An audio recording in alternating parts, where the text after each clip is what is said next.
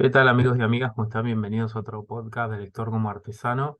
En esta oportunidad, desde hace rato que me debo ¿cómo decirlo? Una reflexión sobre unos archivos que estuvieron circulando ahora ya un mes y medio largos sobre la realidad, digamos, de la historieta española, en un sitio, digamos, en un conjunto de especialistas nucleados bajo un sitio web y bajo toda un conglomerado, digamos, de estudiosos sobre la historieta que se llama TVOsfera. Publicó como un informe anual súper completo, interesantísimo sobre la realidad española y las editoriales españolas y su producción. Y bueno, hay todo un trabajo enorme hecho. Y bueno, surgió también la comparación o la pregunta por la historieta argentina, sus cifras y sus producciones. Y bueno, me metí un poco a mirarlo a través, básicamente, a través del famoso Excel que hace Santiago Can de Maten al Mensajero. Es una pieza invaluable porque lo que tiene es una reconstrucción de lo producido anualmente, más o menos, les diría, desde el 2011, 2009, por ahí, no recuerdo ahora bien el año en el que inicia. Pero sin duda podemos, como, sí, 2009, estaba chequeando eso. Sin duda lo que ese documento va a ser invaluable es porque reconstruye todo un proceso de formación muy lento y muy errático, pero que a fin de cuentas cuando uno ve la imagen global quedan tendencias marcadas y quedan puntos para resaltar. Así que nada, por un lado quería hablar de eso. Y después, bueno, como había posteado en mis super redes sociales que tienen una llegada increíble, me generó un poco de curiosidad hablar sobre la serie de Fito Páez que salió en Netflix a fines de abril. Y me generó más que nada, no iba a hacer nada porque vi la serie, nada, te puede gustar, no gustar, fin del comunicado sería el mensaje, pero me llamó la atención como una serie de respuestas que fui encontrando en redes sociales o con conocidos. Y bueno, eso sí ameritó, como decir, ah, mira, parece que hay algo más que una serie. Así que también voy a hablar un poquito de eso. Y si llego, también un par de recomendaciones que hace rato tengo ganas de hacer. Es posible que no, así que olvídense esta última parte. De eso lo voy a dejar para otro podcast que va a ser solo de recomendaciones. Bueno, empiezo más que nada por la de Fito, que es la que tengo un poco más cerquita y quizás la más ganchera para empezar a hablar de algún tema, porque el otro es un poco más engorroso con las cifras. La serie de Fito Páez es una especie de biopic ficcionalizada con actores. Si no recuerdo mal, son 8 capítulos que van desde sus inicios en Rosario hasta básicamente es cuando saca El amor después del amor, que es el disco más vendido. Se recuerda siempre de eso, ¿no? El más vendido de la historia del rock, de la historia de la música argentina.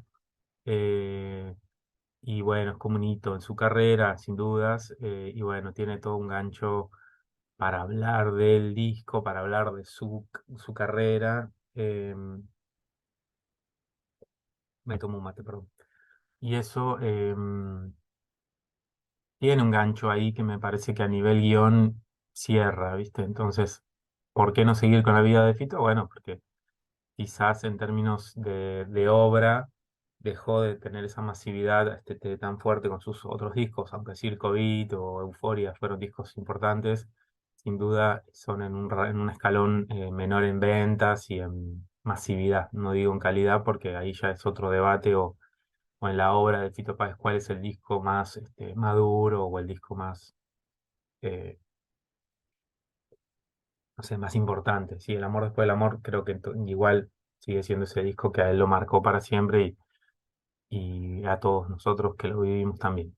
Pero bueno, más allá de la cuestión anecdótica y la nostalgia y qué sé yo, a mí me generaba como unirlo me surgió como una reflexión que es, bueno, hay varias películas y varias formas de abordar biografías de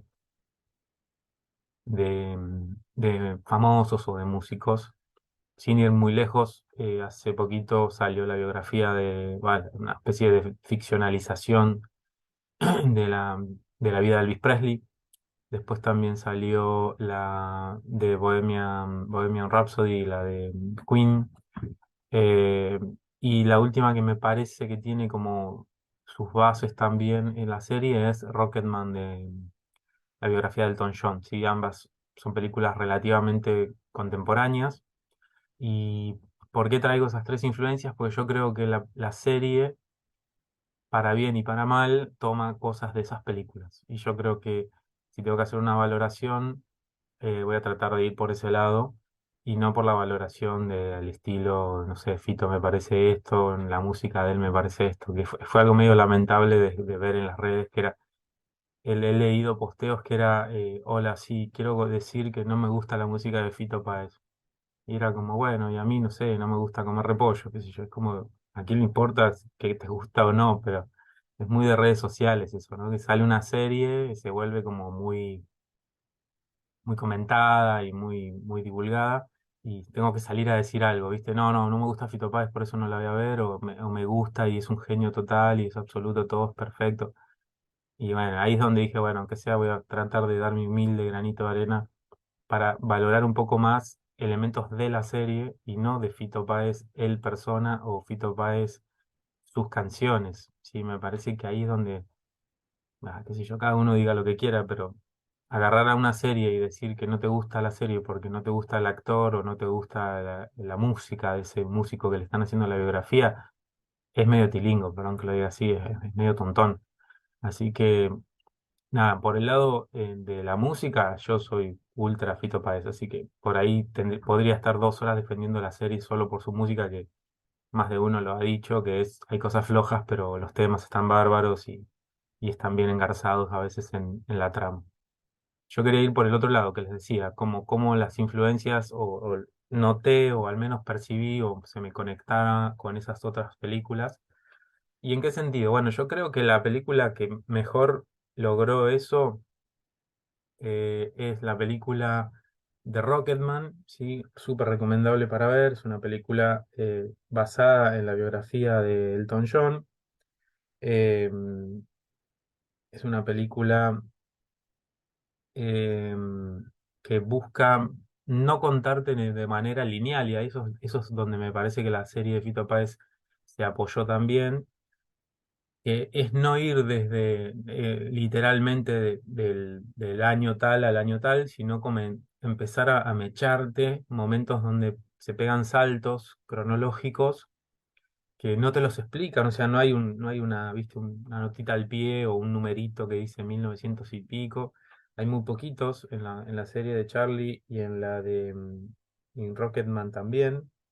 Eh, hay muy poquitos como esas referencias y lo que me llamó la atención también es, como un link con Rocketman, es el uso de la música del autor, en este caso Fito Páez, pero en Rocketman es Elton John, como disparador para no solo ambientar momentos, sino a veces contar parte de la vida del autor.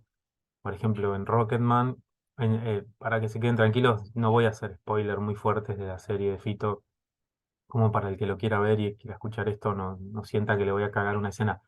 Pero en Rocketman, que ya es una película, si no me acuerdo mal, 2009, 19, 2000, pre-pandemia, digamos. En Rocketman hay un momento donde él tiene una depresión muy fuerte y se tira a una pileta y se abre como un momento más fantástico, digamos, más digamos, de artístico, donde él está como sumergido, como que está sumergido en su depresión y a la vez en esa pileta, y empieza a sonar una adaptación de Rocketman, de la canción. Y entonces hay todo como un lirismo ahí, una conexión metafórica. Entonces, ese tipo de usos, si bien la serie de Fito no los tiene así literal, trata de mostrarte algunas cosas. En su mejor versión para mí hace eso, ¿sí? En los momentos más lindos, digamos. Pero tiene otros momentos que para mí son más bajos, o sea, más truchos, vendría, en criollo sería un poquito más flojos, que es cuando él compone algunos temas, eh, cuando él conversa sobre algunas cosas. Y a veces hay algo ahí que yo lo tomo de otra película que me parece que también me parece como un mal ejemplo de cómo contar a veces esas biografías, que es Bohemian Rhapsody, que es del 2018. Y en Bohemian Rhapsody hay momentos donde es tan edulcorado el momento ¿viste? De la génesis de tal tema que vos sabés que es re icónico, o ciertas decisiones que toma Freddie Mercury, o qué sé yo, que la película se transforma medio en un panfleto para odas y, ¿cómo se dice?, celebrar todo lo que hicieron, ¿no? A mí Bohemian Rhapsody no me gustó porque no tiene humanidad, o sea, son personas que son perfectas, que hacen todo bien, que nunca parecen pelearse, que componen y son hipergenios, y está bien, claro, ya lo sabemos eso, es como la parte que la serie y la película que me quiere contar, otra vez que es un genio. Lo que está bueno a veces es ver algo más. Entonces, en la serie de Fito hay momentos un poco medio gomas donde no sé, hay momentos, bueno, donde la canción Te vi, ¿no? Que todos sabemos, o bueno, los que no lo saben, está dedicada a Cecilia Roth, cuando la conocí a ella y qué sé yo. Bueno, hay momentos que no hacía falta mostrar eso, como que esa fue la forma de crear Te vi, o alguna que otra más.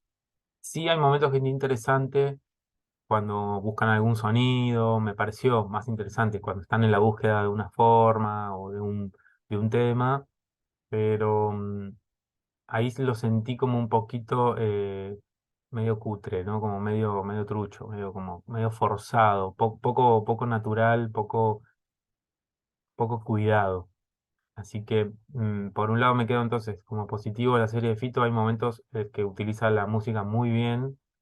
Piensen que es un autor que tiene un montón de hits y tiene un montón de temas, y hay momentos donde quedan como de trasfondo, o esto, ambientan situaciones que están dramáticas algunas, alegres otras, y me parece que eso está bárbaro, pero hay otras que se pasa de rosca y se transforma en una especie de panfleto de fanático de Fito, ¿no? Entonces ahí es donde me parece no me termina de cerrar, ¿sí?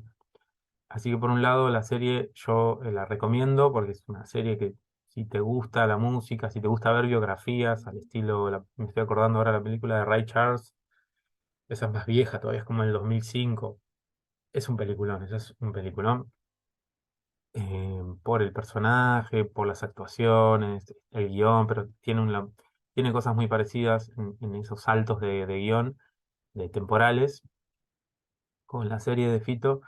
Eh, Hay un momento, por ejemplo, de Fito que te cuenta la vida de él cuando es chico y después salta a la adultez. Hace todo el tiempo ese juego como la serie, perdón, como la película de Ray Charles, que también te muestra su infancia en su madurez, digamos. No es que primero te cuenta la infancia, después pasa a la adultez. Y la de Elvis lo mismo. La de Elvis es un toque más jugada a veces estéticamente y en cómo narrar ciertas cosas, pero ninguna tampoco arranca así como la clásica biografía, ¿no? Así que por un lado eso. Y después hubo todo un planteo sobre ciertas actuaciones o ciertas, ¿cómo se diría? Decisiones de qué personajes tienen que aparecer, qué personajes no. Piensen que la historia del rock nacional para esos años, década del 80, es como su momento de explosión, si bien los 70 también, es el momento en el que están conviviendo en su momento más expansivo, o en su momento más creativo, Charlie, Fito Páez, ahí Soda Stereo está empezando, eh, Abuelos de la Nada, Virus, eh, ¿cómo se llama este otro? Papo, Riff, en fin, hay un montón de íconos que están conviviendo en un mismo espacio, que es la movida, digamos, cultural, rockera de Argentina o de Buenos Aires. Entonces, ¿por qué algunos sí, por qué otros no? Bueno, esas son decisiones del guionista y del propio productor. Yo creo que están los que me parece que naturalmente tienen más cercanía con la historia de Fito, con sus influencias musicales, y bueno, uno puede decir falta un poco más de esto, falta un poco más del otro, pero la serie es sobre Fito Páez, entonces se entiende que algunos tengan un rol más marginal y, y otros tengan un rol más, más presente, ¿no es cierto? Por ejemplo, Fabiana Cantilo y qué sé yo, bueno, ¿por qué tanto Fabiana Cantilo? Y porque la serie se llama El amor después del amor y está hilvanado como él deja un amor y empieza otro, entonces sí, entiendo que la verdad que la carrera musical de Fabiana Cantilo a mí no me genera como la necesidad de saber todo lo que hizo. Pero bueno, está ahí porque formó parte del círculo más íntimo de Fito, ¿no? Y lo siguiente también es qué pasa con las voces, las canciones. Se eligieron, ahí también, al igual que en Rocketman, se elige que no sean audios originales del músico, o de Elton John o de Fito, sino que sean cantantes que adaptan, digamos, a un registro vocal distinto, similar pero distinto a las canciones. Me parece un acierto. Yo no hubiera soportado que el tipo está hablando, se pone a cantar y es en la voz de Fito Páez, porque es horrible eso de que pasa. Entonces ahí sí hay un acierto. Yo creo que en el casting hay un acierto también. El pibe, el actor que hace de Fito, yo le creo, o sea, tiene un toque más Tim Burton, ¿no? Más oscuro, parece más el cadáver de la novia que Fito, pero le falta un poco más de alegría en los ojos. Es como un chabón que tiene una mirada muy triste, para mí. Pero bueno, en el cast hay que cerrarlo y para mí sí, va Fabiana Cantilo lo mismo. Yo creo que Charlie fue una apuesta fuerte y salió bien. O sea, es un personaje, piensen que es como cuando hicieron la biopic de Maradona. Hay que ponerse como en la piel de ese personaje. Y yo me acuerdo cuando hice una pequeñita reseña de esa serie, bueno, hay Maradonas que te cierran más y Maradonas que no te cierran. O sea, el Maradona de Nazareno Caserón parecía una imitación, o sea, cuando alguien está haciendo medio una burla. Y el Charlie yo no lo sentí una burla. No sentí que Andy Chango lo estaba como emulando mal o haciéndolo corrido, ¿viste? Cuando algo está como medio exagerado. Sí me pareció que, bueno, hay un par de situaciones donde Charlie aparece que yo creo que para los fanáticos de Charlie no les va a caer bien y de hecho sé que no les cayó bien porque, bueno, lo ponen en una situación un poco como un ególatra o una figura un poco autoritaria por momentos, en fin, véanla y saquen sus conclusiones, ¿no? Disculpen, pero estoy con la voz cansada, tengo que tomar más mate que el habitual.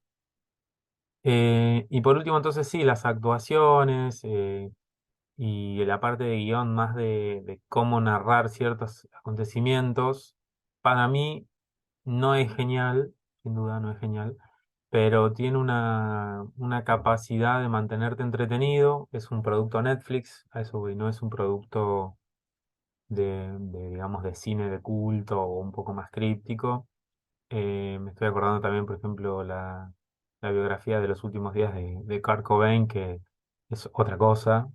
Bueno, no se iba a hacer una serie de Fito con eso, con esas directrices. Entonces, es una serie para el público de Netflix, que es un público que en general quiere el mismo tipo que ve la serie de Fito, puede verla, o la tipa, puede ver La Casa de Papel, o puede ver, qué sé yo, la cosa de las luciérnagas, que hay ahora con una novela que anda dando vueltas y tiene muchas descargas y muchas vistas en Netflix. Es para ese público. Yo sentí que desde el vamos entré a un producto pensado para esa plataforma y ahí relajé un poco las exigencias. Si me pongo muy exigente, sí, me parece que fallan muchos puntos, pero me parece que reconstruyó bastante bien el recorrido artístico de Fito como de Rosario hasta su, ¿cómo decirlo? Su consagración, por decirlo así, como un artista masivo con El amor después del amor. En el medio, cosas que me hubiera gustado que pasaran un poco más. em, Qué sé yo, toda esta vinculación. Mercedes Sosa ni aparece, ponele, y él también tuvo un vínculo.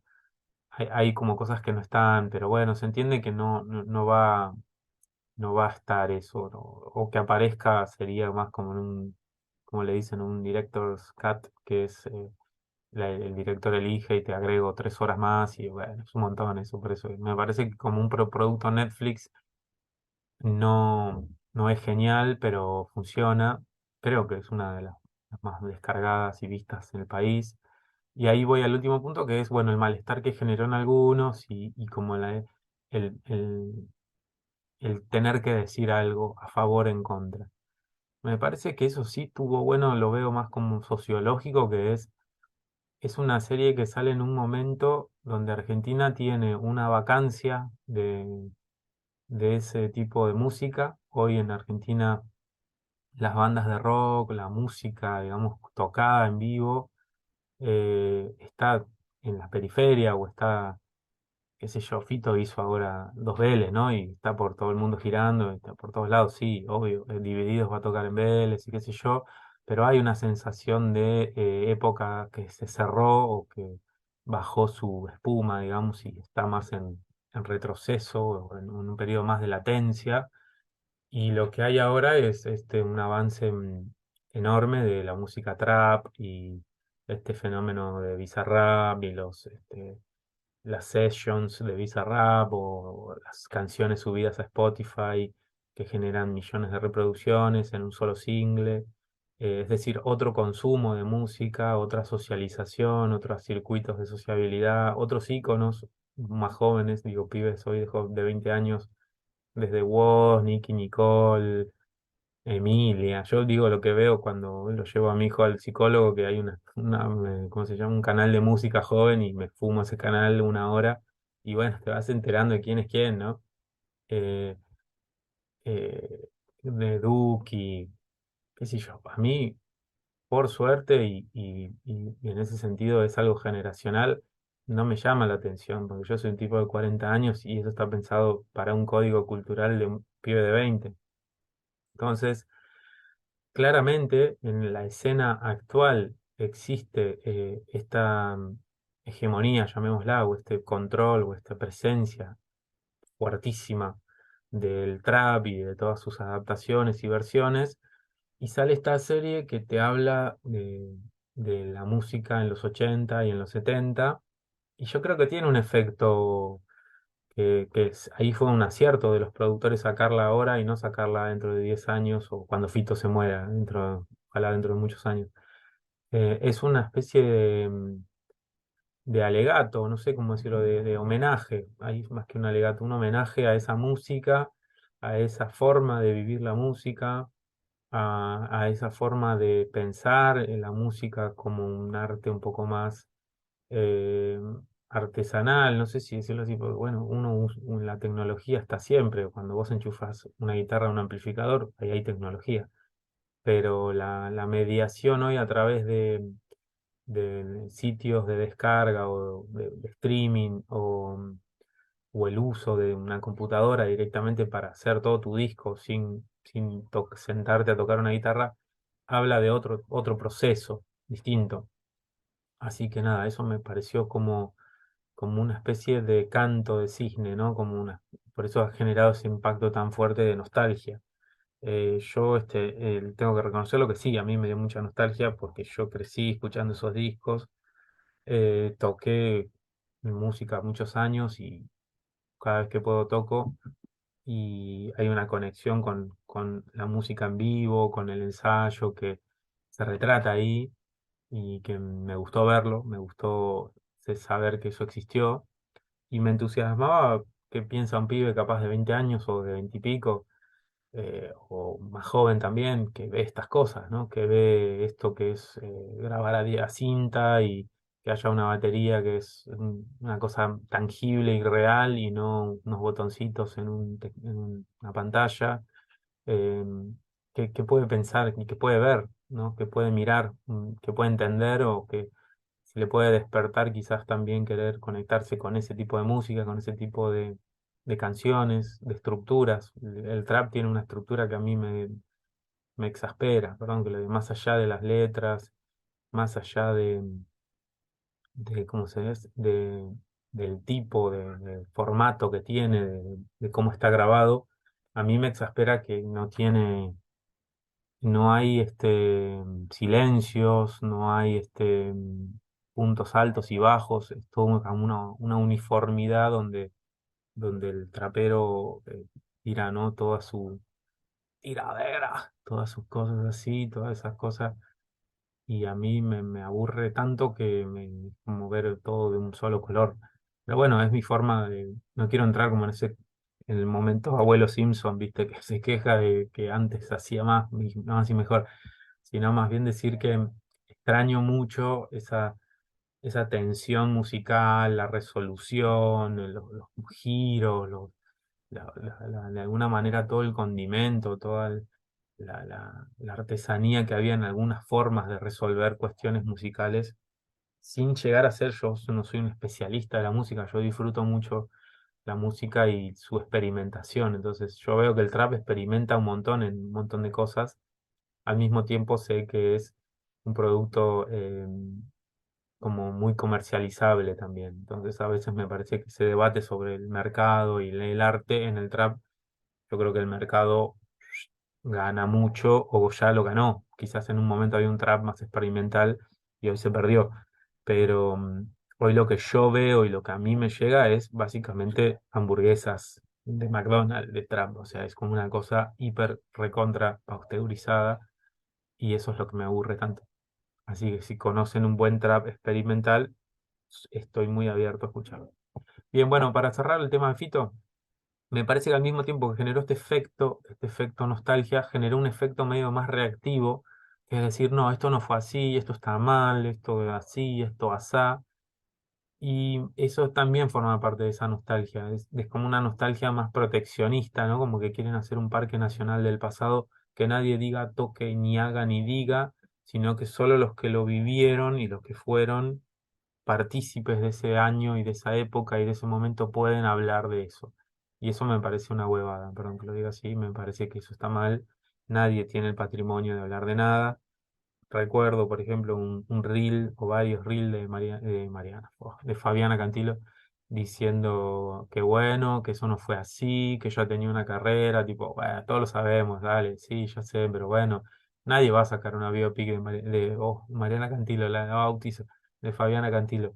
Nadie la va a sacar porque no genera un impacto social, no parece ser un producto que la gente vaya a consumir y a comprar. Sí me asombra quizás que no haya todavía algo así de Charlie García, que, bueno, todavía está vivo y tiene una obra y tiene una vida que amerita también una biografía así. Quizás la del Flaco también, qué sé yo. Hay como muchas, Flaco Spinetta, ¿no? Hay como muchos puntos ahí, pero la cuestión es cuánto la gente puede estar dispuesta a ver esto y cuánto de contar yo puedo hacer. Lo dije horrible, ¿no? ¿Cuánto puedo contar yo, como, no sé, como director, como guionista, para no caer en fórmulas repetidas, que es lo que generan básicamente que yo no quiera seguir viendo esas cosas?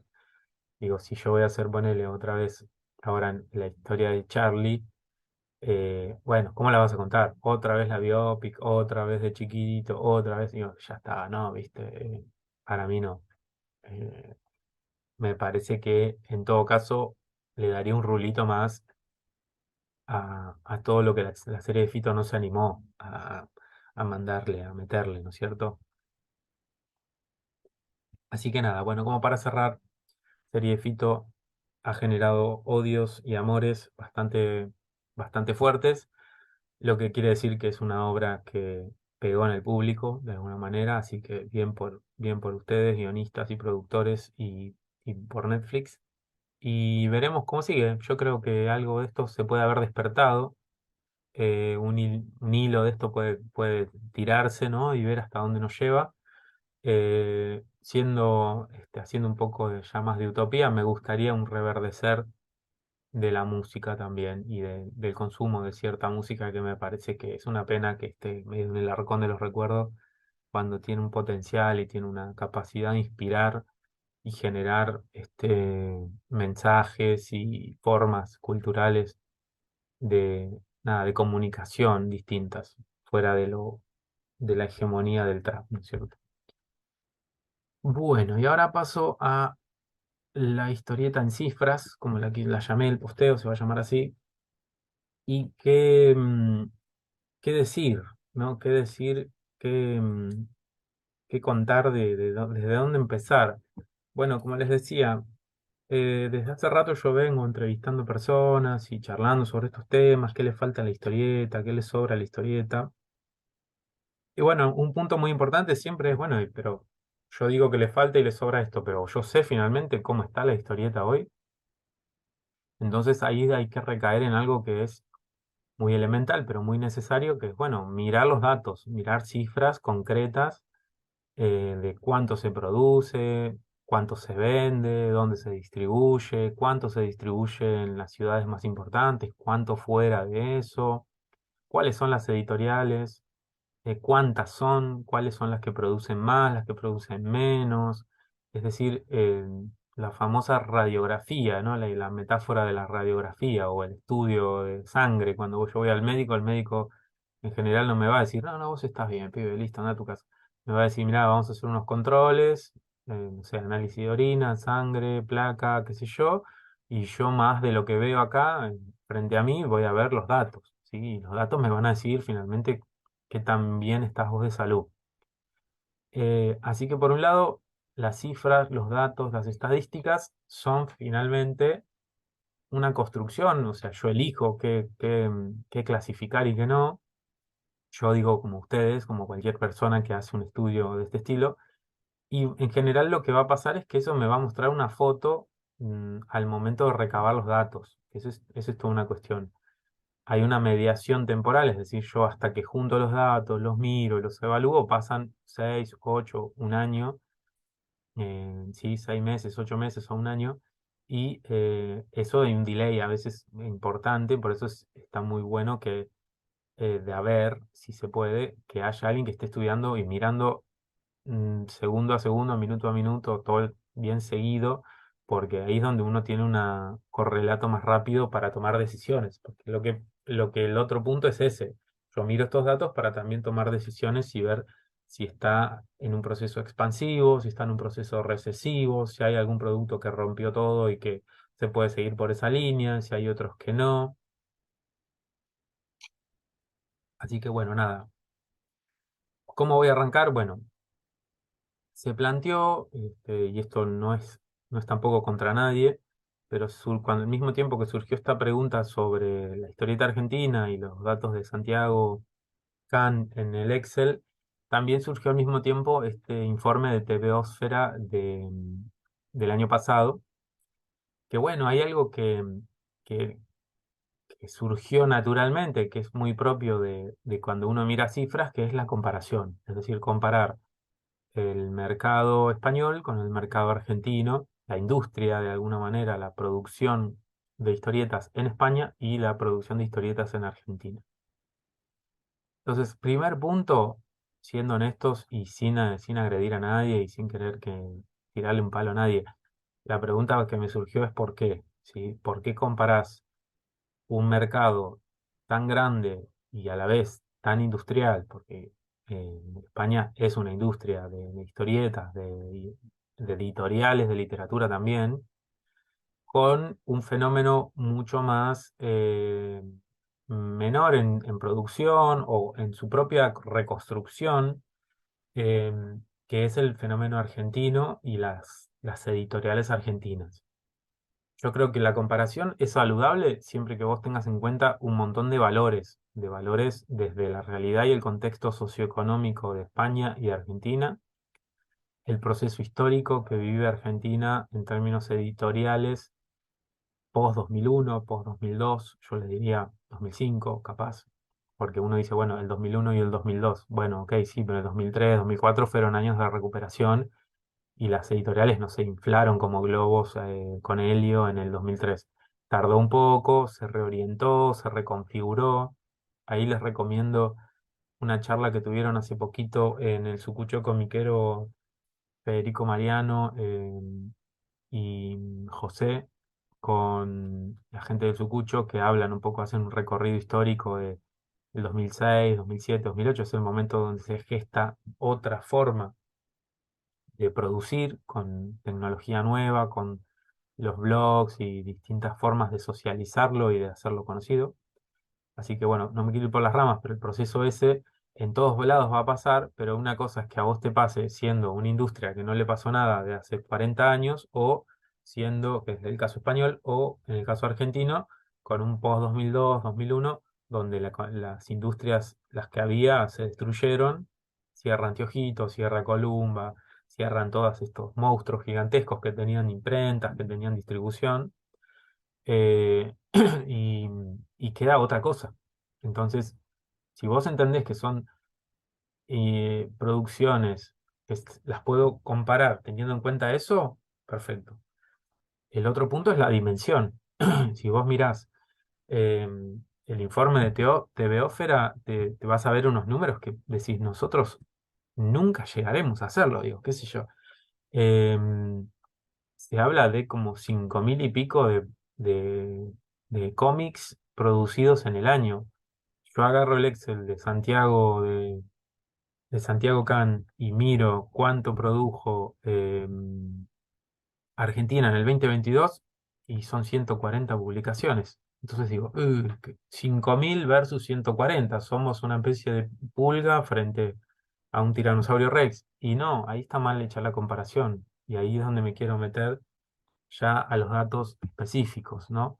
Pero entonces, cuidado con las comparaciones con estos gigantes, porque a veces tienen como una lección que es medio la que no hay que tomar, que es, nunca vamos a llegar, nunca vamos a poder, o no tenemos la estructura, no vamos a crecer nunca de esta manera.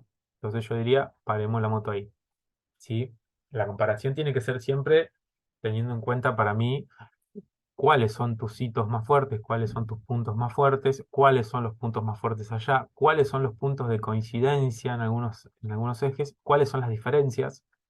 Y en algún punto a contraluz queda un contorno de, bueno, la historieta argentina tiene unas características propias, la historieta española tiene las suyas, pero puede haber como puntitos que vos digas, puedo tomar esto otro, pero nunca somos mejores, somos peores, o nunca podremos, o ellos nunca podrán.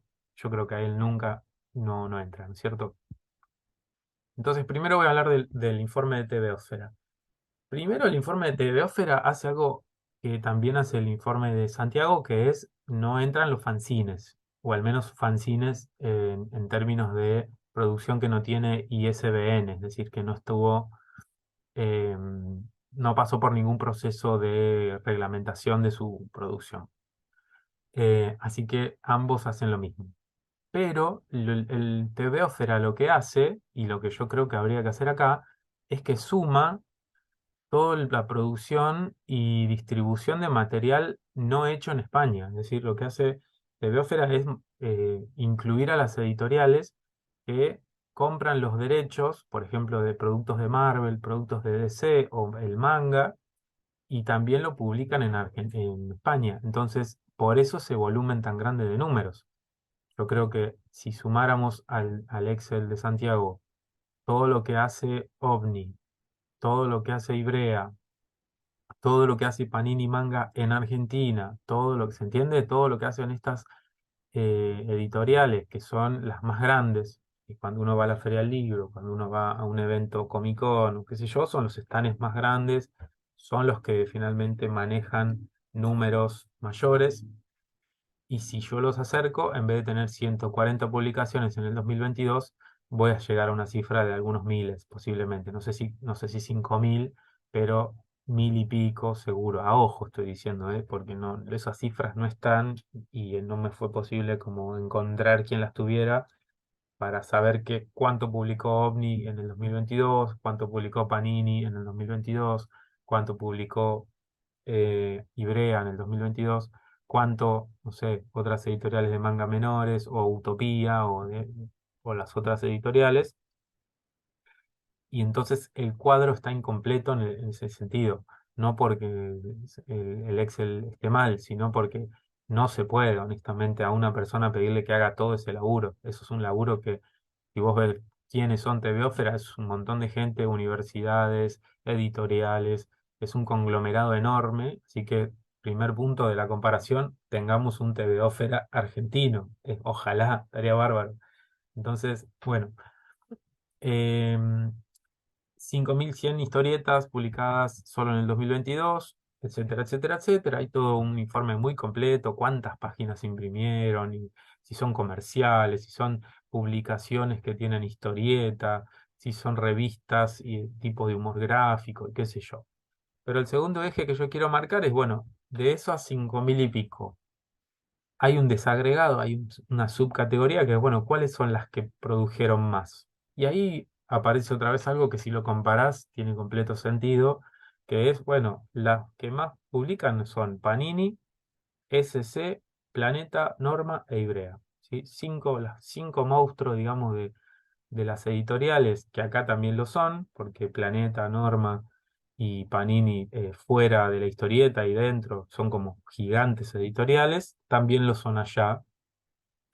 Y después de eso, son todas producciones editoriales menores que producen más o menos alrededor de entre 150, 140 y para abajo, ¿no? En el informe está muy bien desagregado eso, como de mayor a menor, ¿no es cierto? Entonces, ¿qué pasa? Bueno, sí, si vos mirás, hay editoriales chiquitas de España que produjeron lo mismo que todas las editoriales argentinas acá, eso es verdad, porque si yo te digo 140, 170 o 200, en Argentina es el global de todas juntas produjeron eso, y acá hay una, dos o tres editoriales chiquitas que producen 150 productos por año ellas solas, entonces eso es verdad, sacando a los monstruos, digamos, sacando a los gigantes, como de alguna manera corriéndolos, te queda una imagen de un mercado mucho más activo en España que en Argentina.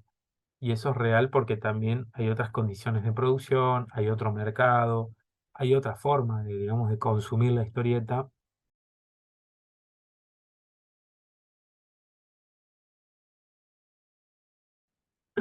que es muy distinto y que marcaría esa diferencia. Ahora bien, en términos relativos, y esto lo que quiero decir con esto es, teniendo en cuenta lo más grande con lo más chico, yo creo que hay unas equivalencias parecidas.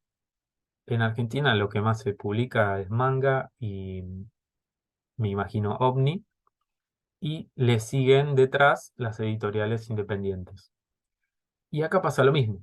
Tenés Planeta, SC, Norma y Brea también, y después tenés editoriales más chicas con un volumen de diferencia que si vos mirás, Panini produce 960 libros en el 2022 en España y si saco a los gigantes, la siguiente produce 150, es decir, que es casi 10 veces más grande España, Panini España que las editoriales pequeñas.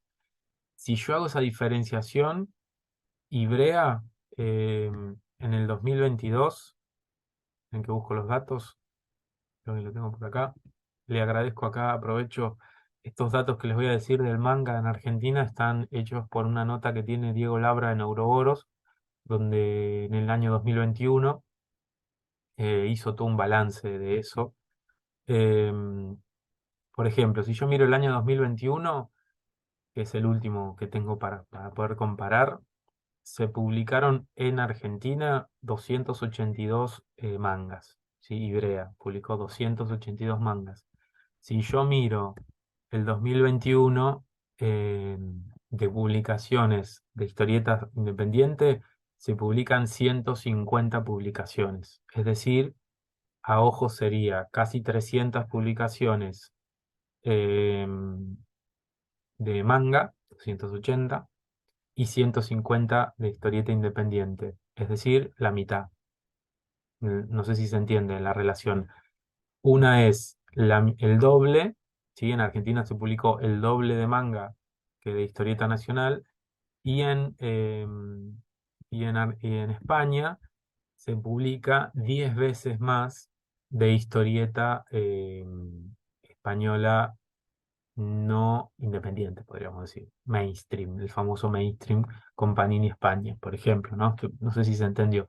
Acá faltaría una pizarra y unos gráficos. Si quieren, hacemos un PowerPoint algún día, pero lo que quiero decir es, yo tengo en una dimensión en España 4 veces o 5, y a veces más, en los monstruos se diferencian, es 5 veces más grande el nivel de producción, y en Argentina es 2 veces a lo sumo, con el manga, ¿no?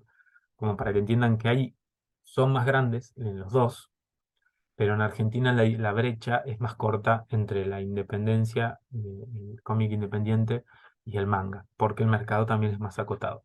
Entonces, punto número uno, volver a mirar, a ver, recupero un par de ideas. En Argentina no hay datos sobre la producción total de todo lo que es manga, historieta de superhéroes, adaptaciones, historieta independiente. ¿Se entiende? Falta ese dato. Si yo lo trato de reconstruir, que es lo que estoy tratando de hacer con los datos de Diego Labra y demás, me aparece un mercado que les digo, 280 publicaciones de mangas, 150 de historieta independiente. En el año 2021 me está marcando, bueno, me faltaría todo lo de Omni, todo lo de Panini, pero me marcaría más o menos un tercio casi de cada uno.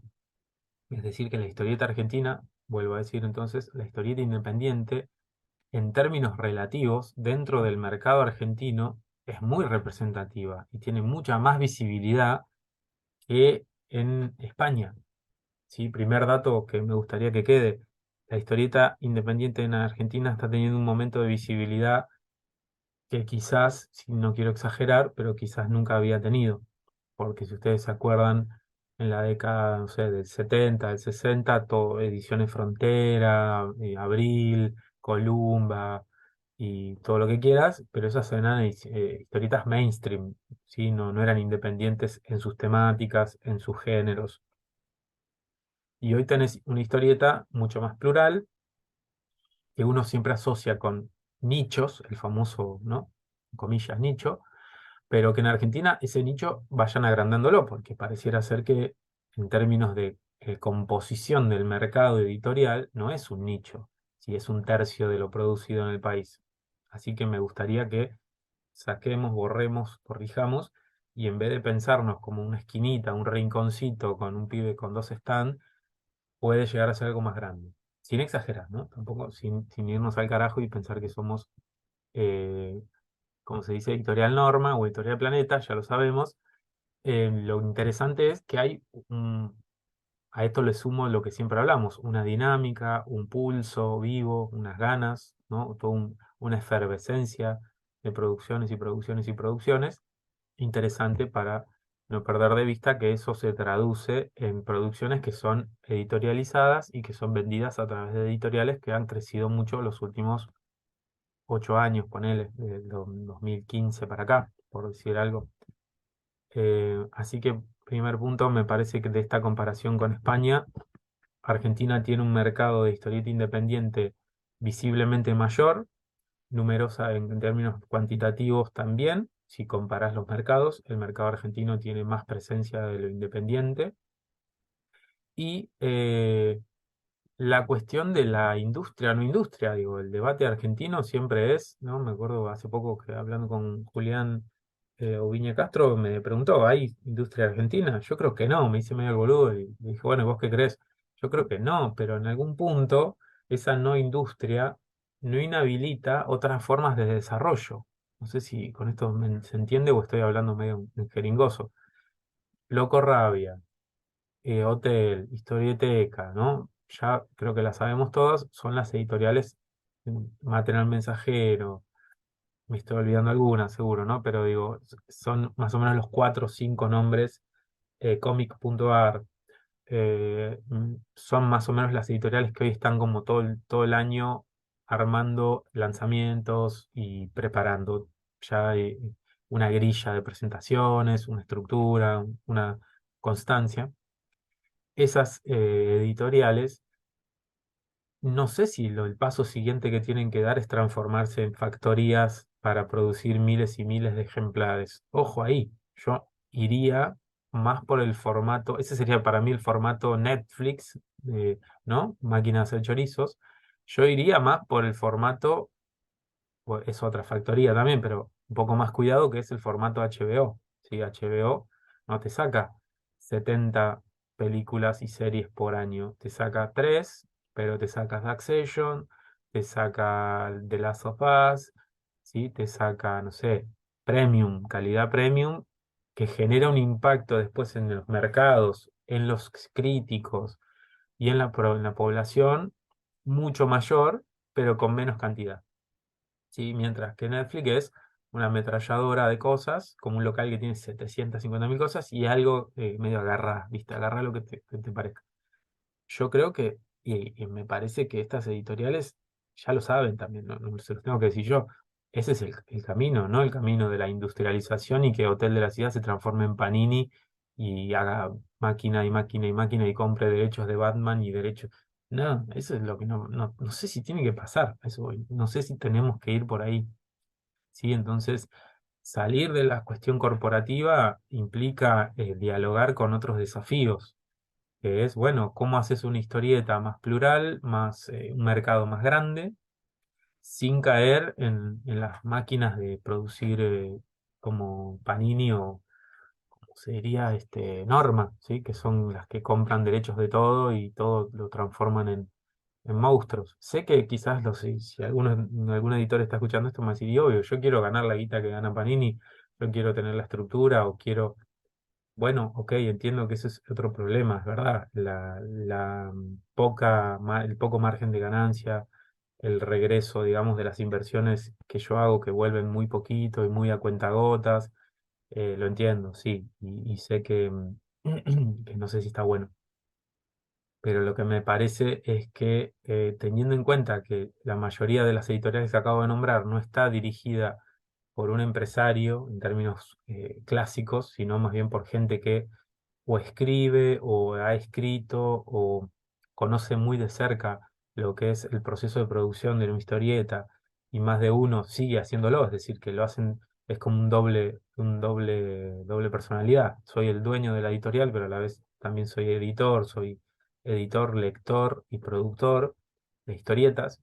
Yo creo que eso le da también un costado distinto al mercado argentino y al mercado independiente o al mercado de la historieta independiente. Puntos para tener en cuenta, ¿sí? El mismo informe de TVOfera señala en su informe que la obra nacional, eh, en España estoy hablando, bajó bastante fuerte. ¿En qué sentido? Ellos analizan muy bien si lo que se produce es una primera publicación de una obra desde cero o son reediciones. Y lo que dicen es que si ellos miran los datos que tienen de muchos años, en el 2013 un 20% de lo que se publicaba en España eran obras de primera publicación, obras nacionales. Mientras que ahora, en el 2022, eso se redujo a un 10%. Es decir, que de 10 obras que salen en España hoy, una sola es una primera obra novel de un autor español. Un dato que es re importante porque si miras nuestras cifras es todo al revés, ¿sí? Si bien hay reediciones, ¿no? El fenómeno Quique Alcatena, o no sé, recuerdo ahora Loco Rabia sacando El Iguana o Alvar Mayor, que es verdad que son obras que no son nuevas, sino que son reediciones o compilaciones. Yo les diría que el 80% del mercado, a ojo también, porque como no hay datos, no se sabe, pero más del 50% de lo que se produce en Argentina todos los años son obras nuevas. Si ese dato no vale la pena, bueno, cerremos la persiana y ya está. Porque si un monstruo te está diciendo, mira, lo que yo tengo más bien es una fábrica España, ¿no? El monstruo español te dice, lo que yo tengo es una máquina de hacer chorizo de Batman, de manga y de ¿no? cosas de ese estilo. Y después tengo un 10% de novedades de autores locales. Mientras que acá tenés casi, les puedo asegurar, tendría que hacer los números, pero como no están, no los puedo hacer, casi la mitad o más es todo nuevo, ¿sí? Producción nueva de que hacen ese caminito del fanzine a la edición o la autoedición, o finalmente lo que hace Hotel, que es agarrar y tomar obras que estuvieron saliendo capaz en otro formato, al estilo Fierro o serializado, y lo saca como obra, o directamente obra novel desde cero, es decir, una obra que no salió antes, ¿no? Como salió en su momento La Sudestada, Concho fue. Así que el otro dato es que ellos dicen también en el informe que es 3/4 de lo que se publica en España son cómics que se vendieron en otros lados antes, es decir, que ni siquiera son nuevos, no tienen una novedad absoluta con lo que está saliendo, no sé, en Marvel en Estados Unidos, y que el 86% de lo que circula en España es obra producida fuera de España, ¿sí? Japonesa o española, perdón, o norteamericana. Datos recontraalentadores para nosotros porque el formato ahí, no sé si son esos números, no sé si el 86% de lo que se circula en Argentina es productos españoles productos, perdón, norteamericanos o japoneses. Yo les diría que para mí son tercios, 30 30 30 a ojo yo les diría, ¿eh? 30% local, 30% japonés, 30%, eso nos daría un 60/40 o 50/50. Yo lo digo a ojo, y si alguien tiene datos más finos, me lo podrá, me lo podrá como discutir. Y por último, eh, España tiene el mismo problema que Argentina en esta especie de macrocefalia, de hiperconcentración en algunas ciudades. En el caso de España es Cataluña, es la provincia, digamos, la región que más produce y que más produce historietas. Casi el 80% de lo que se produce en España viene de Cataluña. Entonces, a Argentina le pasa lo mismo con Buenos Aires, ¿sí? Es un hiperporteño centrismo que es todo viene creado acá, ¿sí? Si vos mirás las editoriales argentinas, eh, hay 49 editoriales, 23 tienen sede en la ciudad de Buenos Aires, es decir, eh, casi exactamente la mitad, y de esa mitad que queda, que no está en Ciudad de Buenos Aires, un montón son de la provincia de Buenos Aires, casi les diría que 2/3 lo mismo, ¿sí? Se repite. De las 10 editoriales que tienen más publicaciones en Argentina, 8 tienen sede en Capital. Entonces, eso es lo que es un hiperporteño centrismo, que es todo está en Capital Federal, y ese es un debate de, bueno, cómo hacer un modelo un poco más flexible con los links y los contactos con toda nuestro país, que es como 15 veces más grande que España, también como para decirlo. No tenemos si ustedes se acuerdan, yo ese dato es uno de los pocos datos que recuerdo del colegio secundario. La superficie de España es parecida a la provincia de Buenos Aires, ¿sí? La superficie del país, España.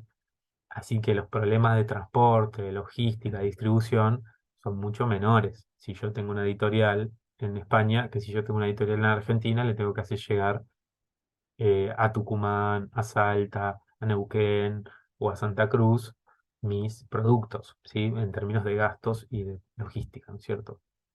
Bueno, y ya ahora pasando ¿cómo es? A los datos del Excel de Santiago. Seguramente voy a tratar de charlar con él, pero bueno, no tuvimos oportunidad de cruzarnos porque estamos con mucho laburo todos. Así que son como datos como medio que me gustaría charlar después con él. Si yo miro desde el 2009 hasta el 2022, el año de mayores publicaciones, si uno mira todo el tiempo un crecimiento, ¿no? Les tiro las cifras. 2009, 34 publicaciones, 2010, 25, 2011, 43, 2012, 78, 2013, 89, ¿no? Ahí, a partir del 2012 o 2011, comienza a crecer todo el tiempo, ¿no? El 2011 43 publicaciones, el 2012 78, casi el doble, el 2013 89, poco más, ¿sí? 2014 95, y es a partir del 2016 donde ya se habla de ciento y pico de publicaciones, 150, 159, perdón, en el 2016, 166 en el 2017, 162 en el 2018, y ahí se mantiene con la excepción de la pandemia. El año de la pandemia bajó a 85, pero en el 2021 vuelve a subir a 150 y en el 2022 termina con 140 publicaciones. Es decir, que más o menos, en promedio, nunca baja de 140 a 150 publicaciones desde hace 6, 7 años. Entonces, eso marca ya una tendencia y no una excepción. Si vos me decís que el único año fue el 2016, después volvió a producir 40 por año, decís, bueno, fue un año atípico. Pero lo que vos tenés es que en términos de, en términos de producción, hay una producción bastante estable, ¿sí? Con una economía, que siempre lo digo, se está yendo al carajo desde el 2014 más o menos, que la economía no para de tener inflación y no para de haber, digamos, problemas económicos que tendrían que desalentar el crecimiento en términos clásicos. Pero acá pareciera ser que se encontró una fórmula para que se mantenga o tenga picos de crecimiento como el 2016-2017, ¿sí?